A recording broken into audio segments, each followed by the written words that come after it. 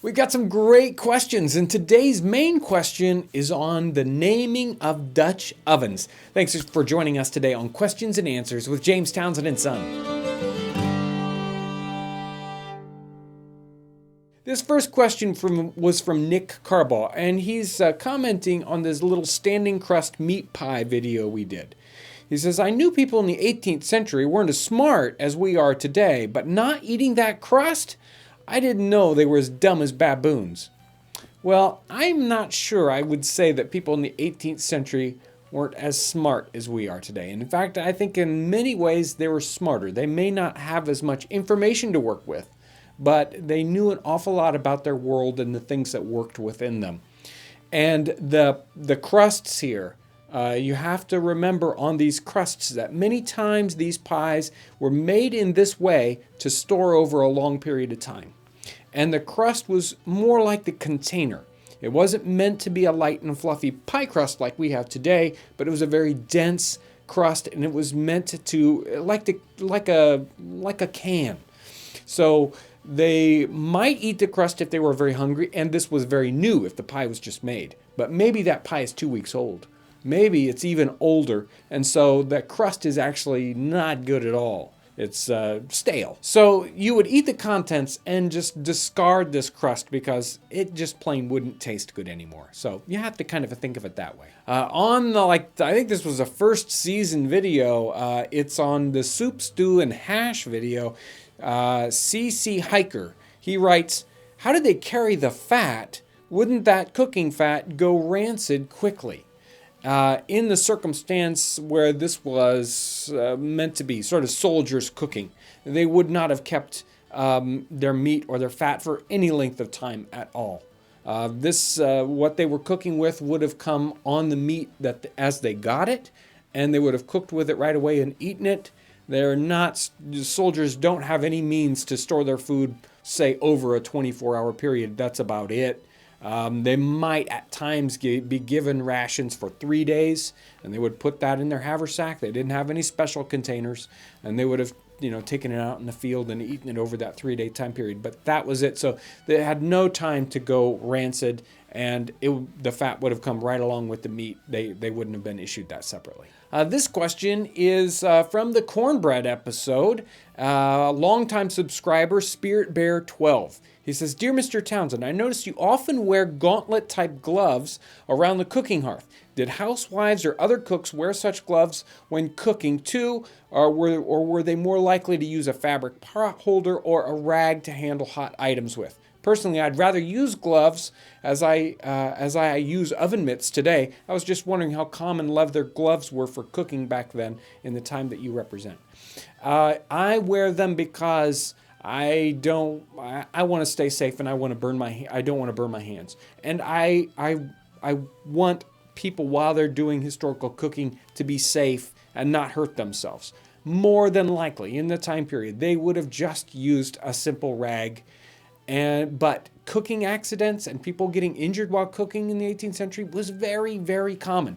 I don't want to recreate getting injured while I'm cooking, so that's why I wear the leather gloves. This one, I think, is from a recent Q&A video. This is Ben R. from DDO Gaming. He says, who does the music for your videos, and where can I buy it or download it?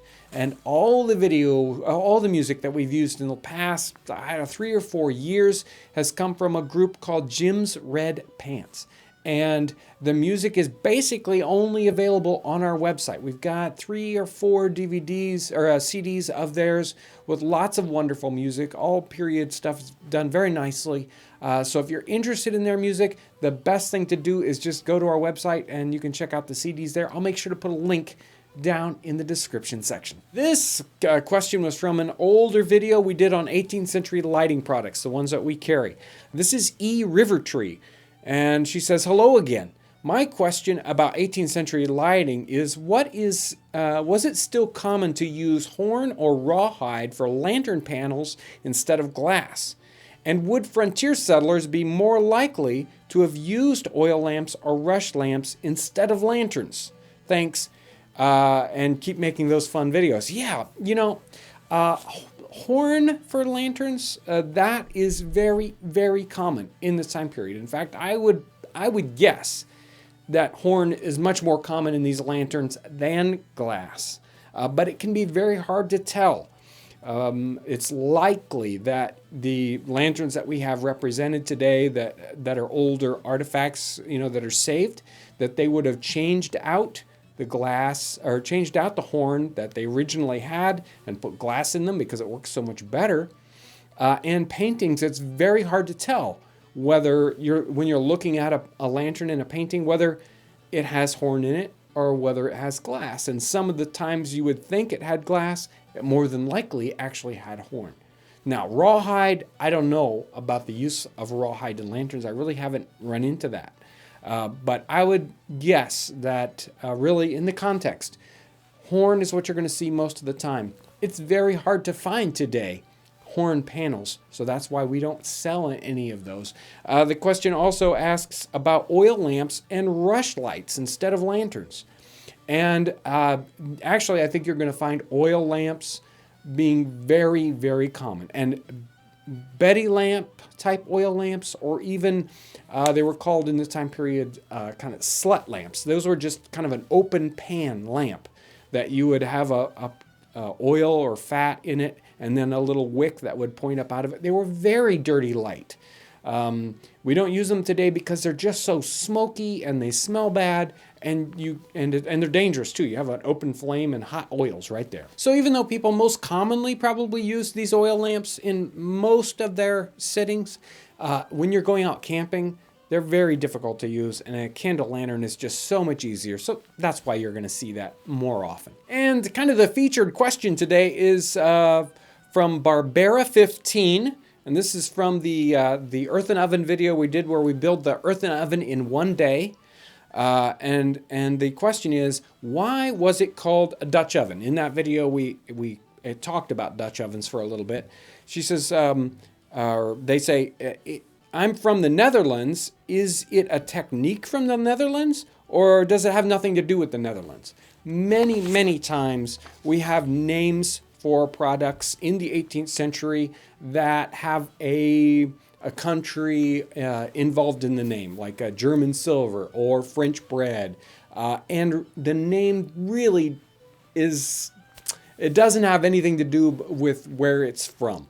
Sometimes the names will be almost like a derogatory term. You'll hear the term German silver when the item itself has no silver in it at all. It's like a cheap version of silver. So the English would say, oh, that's German silver, like it's a lower quality or something. And even the term Dutch oven, we use the term Dutch oven today for these cooking pots that you can bake bread in. But in the time period, actually, they were called many times bake kettles. So they didn't, sometimes you'll see the word Dutch stove or a Dutch oven. There are many different names. I don't think they always had to do with exactly where it came from. Again, we get so many great comments and wonderful questions. I wish I could answer them all. And if you're reading somebody else's question and you've got some kind of an answer for it, make sure to chime in and answer those. That's very helpful to me because I can't answer everything. Also, we just broke 50,000 subscribers. I want to thank everyone out there who subscribes. The channel has been growing by leaps and bounds. It's amazing. And I would wish everyone a Merry Christmas and Happy Holidays for all this stuff that's coming right up here. And I want to thank everyone out there for watching. If you're a new viewer and you haven't subscribed, press the subscribe button up here. That'll take you to a spot where you can subscribe. That really is the best way to get notification of all the new videos that are out. I want to thank everyone for watching.